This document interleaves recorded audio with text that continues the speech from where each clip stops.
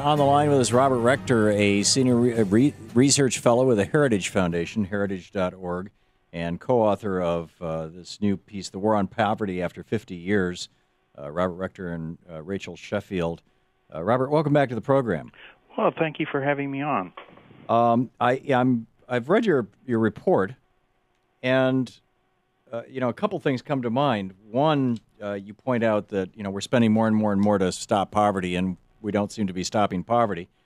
And looking at the chart on page 3 of your backgrounder, total means tested welfare spending and official poverty rate 1947 to 2012, it really looks like the spending on welfare exploded after the Reagan years.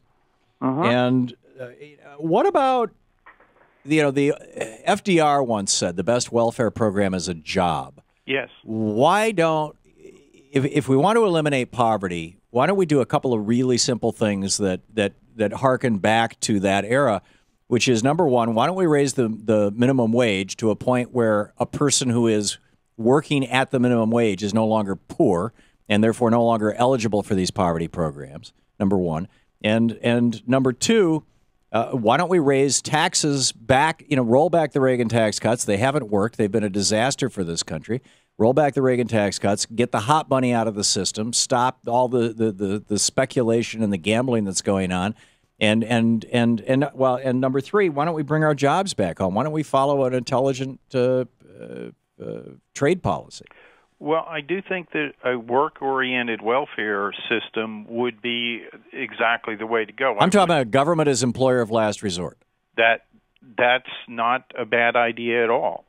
In fact, that's sort of what we were trying to do with welfare reform in the 1990s, where you take the existing welfare system, but you say, look, in order to get these benefits, you have to either get a job. If you can't get a job, you have to come down here and prepare, take training, at least search for a job under supervision. And that worked very well in increasing employment. And I think you could go farther than that, in the sense that you could take some of this spending and put it directly into job creation. I think that would be a vastly better thing to do than just giving people money because they're in need. That was sort of the original vision that Johnson had in launching the war on poverty.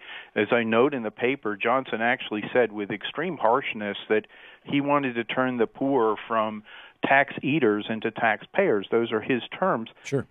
Johnson, has a bit of hot air in him, but I think he actually was sincere about that. Well, see, essentially the same thing FDR said. The best welfare program is a job. Now, what this doesn't account for is the large number of disabled people and children and children with single parent who are poor, who really, asking them to participate full-time in the job market is a fantasy.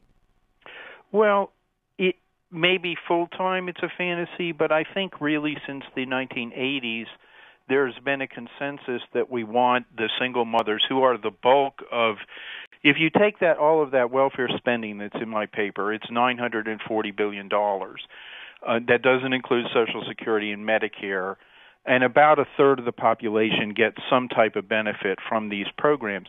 But half of that does go to the disabled and to elderly in nursing homes. So the remaining part of it is largely going to families with children, and in particular single-parent families.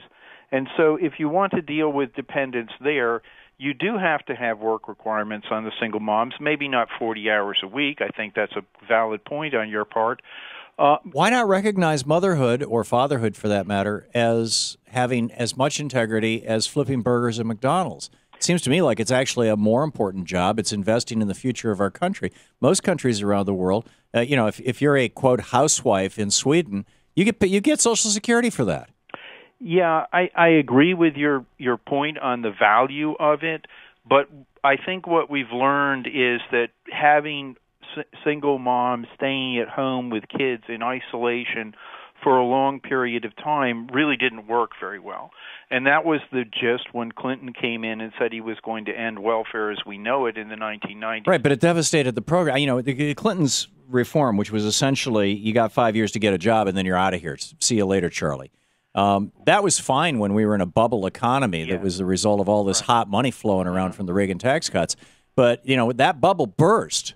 Yeah. And those jobs are not there. Absolutely. And the social safety net was ripped apart during the Clinton years by Newt Gingrich and his buddies. And if you look at my charts there, you see the social safety net is actually getting much bigger after that. Well, because the need for it is so much larger because of Reaganomics. I would also even back up on that, because I don't want to put any mother in particular who's coming to the society and saying, I can't support my child. I'm not going to say to her, I'm sorry, you've had 5 years, go away. What I do want to say is anybody who comes and says, I really can't feed myself, I need assistance, I think that we need to be there to help them. But I do think in all circumstances that should never be a one-way handout if the person is able-bodied. And so the best system, which was the core of what went in the 96 reforms, although it does have time limits, those have never really been enforced, is this reciprocal obligation, so that when someone does come in and is getting aid, you say, yes, we will give you aid, but we expect you, and you can't find a job, that's fine. We expect you to come down here to the office and, take job readiness or take some training, or at least search for a job in a way that we can see what you're doing. And what you find, and that works well in bad economic times, you can ease it off. In good economic times, you push it down a little bit, but you've got the safety net there. And that's my principle. I wrote and designed a large part of the 1996 reform, and that's always been my core. And I've also always said, you just can't just cut people off. You can't just say, oh, your time is up, goodbye, we don't care about you anymore. That's not really going to work. But on the other hand, you can't just say, hey, you're in need, we'll give you stuff. Because when you do that, you essentially sort of breed an additional need for aid. Also, if you spend time in welfare offices, clearly some of the people that are coming in there probably don't really need the aid. And they've got other options. And if you do put a work requirement or some type of activity requirement on it, that is a very good way of separating out the people who really need the aid from those who don't. And then you can actually. Isn't it a good way to punish people who need aid? What? Isn't it? I mean, there's no jobs. Isn't this just punishment? I think at this time that there are no jobs. I agree with you absolutely. I do think, though, that it takes a long time, for example, to put work requirements into these welfare programs. I've been trying for 20 years, since the welfare reform in the 1990s, to put a work requirement onto able-bodied single But see, people. one of the predicates of that era. But as I said to you, in a bad economic times, you can ease those back.